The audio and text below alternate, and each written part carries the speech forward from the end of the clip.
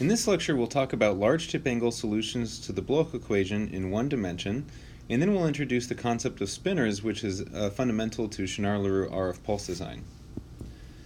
So far we've designed all of our RF pulses, our 1D and our 2D RF pulses, assuming small tip angle excitations, so that we can use a linear analysis, and that the pattern that the pulse produces is proportional to the Fourier transform of the pulse. However, the Bloch equation is actually nonlinear, so if we want to design large tip angle RF pulses where the linear analysis does not hold, we have to account for this, or else we won't get the patterns that we expect.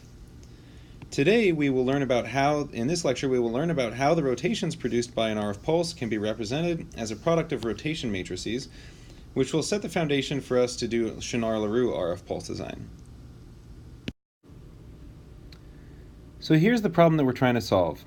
Given a large tip angle RF pulse waveform and its accompanying gradient waveform, and an initial magnetization state, that is, we know what the mx, my, and mz are when we start the pulse, what is the magnetization after the pulse? That's the problem we're trying to solve.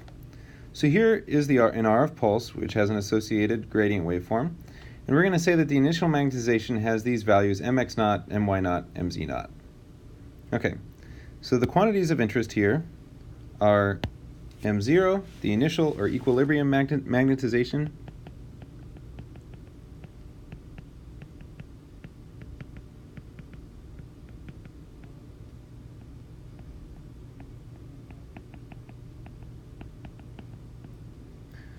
mx plus my is the excitation or spin echo profile. So if we're trying to evaluate how well a pulse works or design an RF pulse for excitation or refocusing, we care about the transverse magnetization mx plus my plus I times my. Mz is the inversion or saturation profile.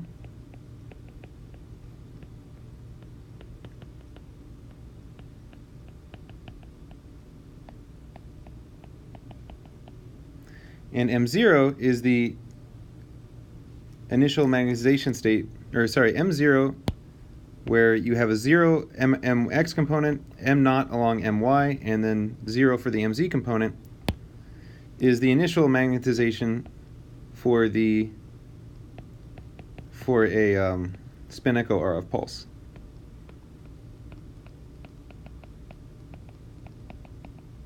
For all other kinds of pulses, the initial magnetization will be this m0. We assume it's that m0, that is the magnetization is fully relaxed along mz. But for spin echo pulses, we assume that it's already in the transverse plane.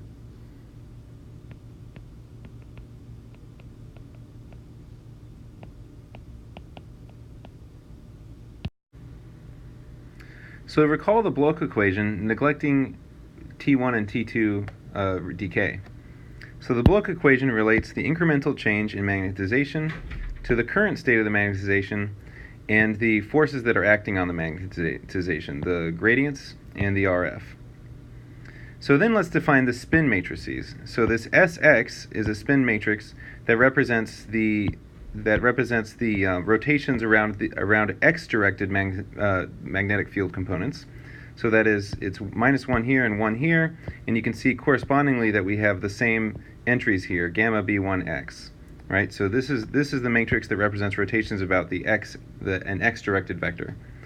Likewise, we can define an sy spin matrix, and that guy has non-zero entries in the places where we have y-directed vectors about which we're rotating.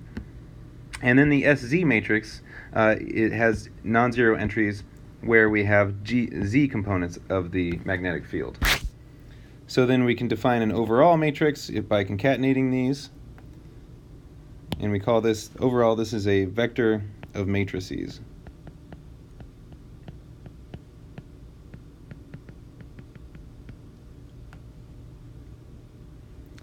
And we can rewrite the Bloch equation then, using this vector of matrices, in vector form. So specifically, we're rewriting it in vector form this way. Right? So we take the dot product of this vector of magnetic field components times the spin matrices, So then the first component hits Sx, the second component hits Xy, and the third component hits Sz times m. Now let's define omega is equal to minus gamma times the square root of the sum of the magnetic field components squared. This is going to be the rate of rotation, the instantaneous rate of rotation. Note that this is a vector norm. And n hat here is going to be a normalized axis of rotation. So this is the overall axis of rotation, taking into account the relative strengths of the different magnetic field components. Note here that it has norm 1. It has length or norm 1. So let's assume that the gradient waveform is constant, such as like a plateau of a trapezoid, and that the RF pulse components are time varying. That means that both omega and n are also time varying if b1x and b1y are time varying.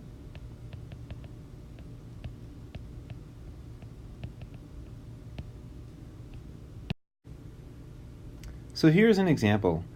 Here on this three-dimensional plot, I'm illustrating the x and y components of an RF pulse, and then I'm also illustrating the z component of the gradient field, which is proportional to the current location x. And if you combine these three vectors, you get a vector that is actually pointing out of the transverse plane, and it is causing the magnetization to precess at rate omega, and the length of this vector is omega times n. So then the magnetization rotates around this vector, omega n, it's rotating around n at a rate omega. So again, equivalently, we can write the Bloch equation as omega times n dot s m.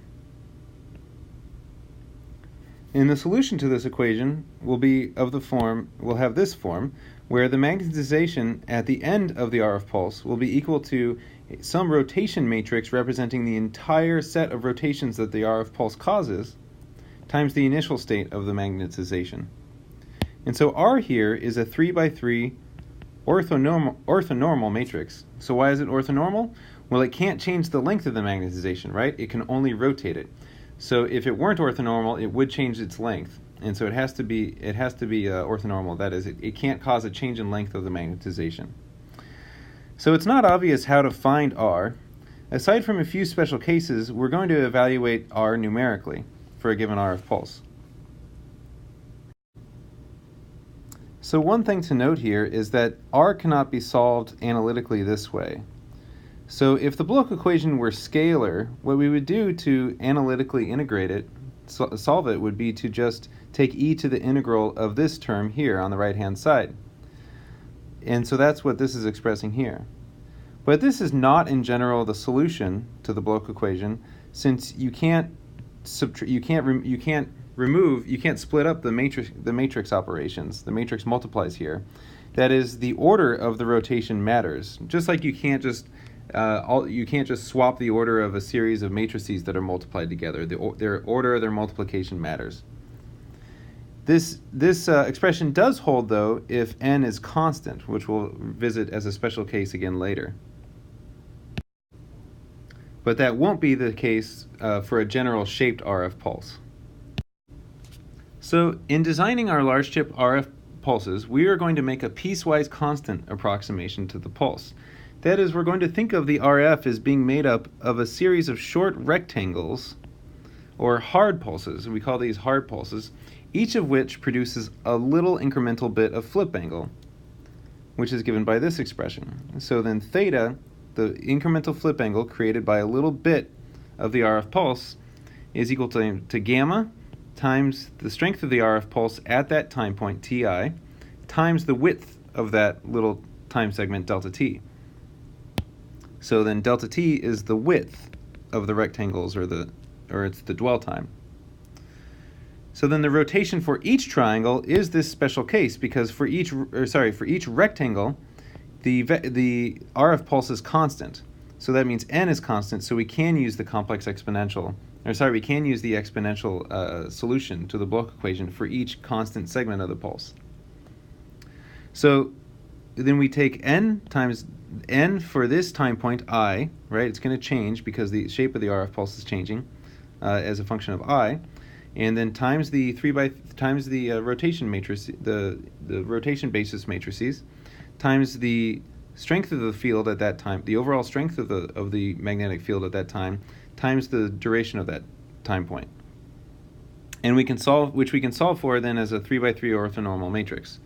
And the total rotation for the entire RF pulse then is this product of rotations, Rn minus 1, all the way down to R2 and R1. So R1 here is the first RF time point, R2 is the second, and then we come to the second to last and the last, right? So they go this way, right? It can be a little bit confusing sometimes because when you plot, of course, time increases this way, but actually when you express an RF pulse as a series of rotations, time is increasing this way, right? So we should probably make that explicit here, that time is progressing that way. That is right to left. So then there is a general solution for each hard pulse or rectangle of the pulse, which is given by identity matrix times cos theta plus n transpose n, 1 minus cos theta plus n dot s sine theta. This, however, is generally too cumbersome to work out by hand. So now we come to spinors. So spinors give us a simpler representation of rotations. And so we get them by introducing the imaginary number into the spin matrices, which lets us represent the rotations as 2x2 instead of 3x3 matrices. So now the new spin matrices are going to be sigma x, sigma y, and sigma z, where sigma x has off-diagonal elements, anti-diagonal elements, sigma y has anti-diagonal elements times I, and sigma z has on-diagonal elements. And then we'll collect them into a vector of matrices, sigma x, sigma y, sigma z, as we did before for sx, sy, and sc. Then the differential equation corresponding to the Bloch equation is given here, right? Where again we're using the notation of omega and n. Phi is a spinor, which we're going to define a little bit later. And the definitions of n and omega are the same as they were before for the 3x3 spin matrices. So they're not changing here. All we've done here is we swapped out m for this phi, and we've swapped out s for this sigma, and we had to carry an extra I over 2 term here to make the math agree with the Bloch equation. Now when n and omega are constant, that is for one sample or rectangle of a piecewise constant pulse, we get an angle of theta equals omega times delta t, right, where again omega is the length of the overall magnetic field vector, which is equal to gamma b1 of ti times delta t as we had before. And then the solution is that the spinor at time point I plus 1 is equal to the rotation matrix at time point I times the spinor at time point I, where q here is e to the I theta over 2 n times sigma. So this is the solution of the previous differential equation that we showed on the previous slide, which is equal to an identity times cos theta over 2 minus I times n dot sigma sine theta over 2. And we can multiply all this guy all out, and collect it into these 4 terms here. Then we can simplify this expression if we define 2 terms, alpha and beta, where alpha is cos theta over 2 minus I times nz times sine theta over 2, which roughly represents rotations around the z-axis. And beta here is minus I times nx plus ny times sine theta over 2, which represents rotations around the transverse plane components of the magnetic fields. If you remember one thing about the spinor representation, it's these definitions. These are going to come up again and again. So try to commit these to memory. And with those definitions of alpha and beta, we can simplify the expression for the rotation matrix, the incremental rotation matrix Q, as alpha minus beta conjugate, beta, and alpha conjugate. That is, two complex numbers, alpha and beta, and their complex conjugates, define the rotation. So alpha and beta then are known as the Cayley-Klein parameters. One additional constraint that we have to make here, because we really could have four unknown parameters here, one additional constraint that we need to enforce is that alpha times alpha complex conjugate plus beta times beta complex conjugate always has to equal 1. Hence, and with that constraint, there are only really 3 free parameters, as there should be. That is, we have the real part of alpha is one parameter, the imaginary part of alpha, the real part of beta, the imaginary part of beta. So that's 4 free parameters, but we have to subtract our constraint, which is that alpha squared plus beta squared equals 1. So overall there are 4. So for our RF pulse, the total rotation then is again going to be a product of matrices where time proceeds from right to left. Q and Qn minus 1 dot dot dot down to Q2 Q1. That is, in this case, a product of 2 by 2 unitary matrices when we use the spinor representation. However, it is actually even simpler. So let's let Qi equal AI conjugate BI minus BI conjugate be one of the incremental rotations, where here these are the alpha and beta, these are the alpha and beta for one time point of the RF pulse. So let's call one of the incremental rotations this guy. And then the overall, if we multiply all the rotations together in an ordered way, then we get the overall rotation of the RF pulse, which the overall parameters for the RF pulse, alpha n and beta n. So this is we get that by multiplying all of the incremental time point matrices together. And so this is all the rotations up to time point n. Then this guy is equal to, if we set all these out, right, it's going to be equal to the last rotation matrix, dot, dot, dot, up to ith rotation matrix, dot, dot, dot, up to the first rotation matrix. And we can cumulatively group all the rotations starting at time point 1 up to time point I and call those alpha I minus beta I alpha I conjugate. So we'll call this like the cumulative rotation up to time point I.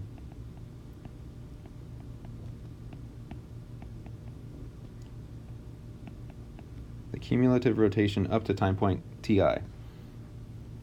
So if you look a little more closely at this, you see that as we're computing these, if we're running this on a computer, we only really need to keep track of just this vector, the left side of this matrix, alpha I bi, because we can always go back and resynthesize the entire rotation matrix if we know just these 2 parameters. So that means that we can propagate alpha and beta in time by 2 by 2 vector matrix products, which is a nice simplification.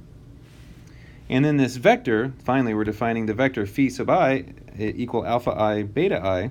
This is called a spinor.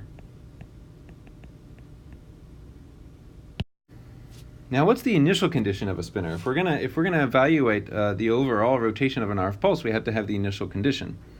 So the initial condition for the spinor is no rotation, right? Since no rotation has happened before we apply the RF pulse. So again, the spinor, if we plug in the definitions of alpha and beta, is equal to cos phi over theta over 2 I times nz sine theta over 2.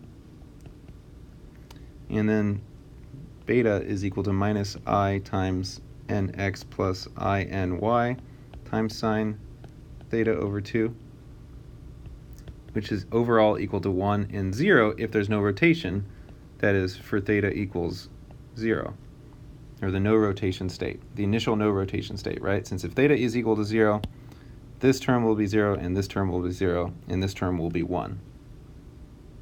So note here that all of those spinor rotations are half angles, right? They're all theta over 2, right? So that means that a rotation by 2 pi the math doesn't circulate back around for 2 pi, right? So if we evaluate the spinor for a 2 pi rotation, that is, let's see, for 2 pi rotation, we're going to have cos of 2 pi over 2, 2's cancel, minus I nz sine pi, and then minus I times nx plus I ny times sine of pi. What is this guy equal to? Well, sine of pi is 0, and cos of pi is minus 1. So that means that overall, the spinor is minus 1 and 0. It doesn't wrap back around to 1, 0. It goes down to minus 1, 0. For any n, right? It doesn't matter what n is here because the signs disappear.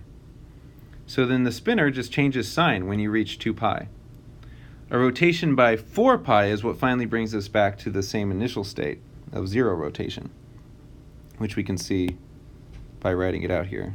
That is cos 4 pi over 2 minus I nz sine 4 pi over 2 minus I times nx plus ny,iny, times sine of 4 pi over 2 is equal to 1, 0, which we can see by the fact that 4 pi over 2 is equal to 2 pi, which takes sine back to 0, and there too. And then cos of 4 pi over 2 is cos of 2 pi, which is equal to 1, since cos starts at 1. So we get overall finally coming back to the initial rotation state. So 720 degrees, not 360, is the identity rotation in spinors. The implication here is that most pulses are between 0 and pi radians, right? In MRI, most of the pulses that we use are between 0 and pi radians. So we're trying to do an excitation, or we're trying to do an inversion, which is pi, or a refocusing, which is pi. And for that case, then, cos theta over 2 is 0, 1, and sine theta over 2 is also 0, 1. I'm sorry, cos theta over 2 is somewhere between 0 and 1, and sine theta over 2 is between 0 and 1. So this is completely unambiguous, right? We're always going to know where we are, and we're not going to have things wrapping around, because we're not going past to the point where the spinor representation wraps around. And this will be very convenient for us later.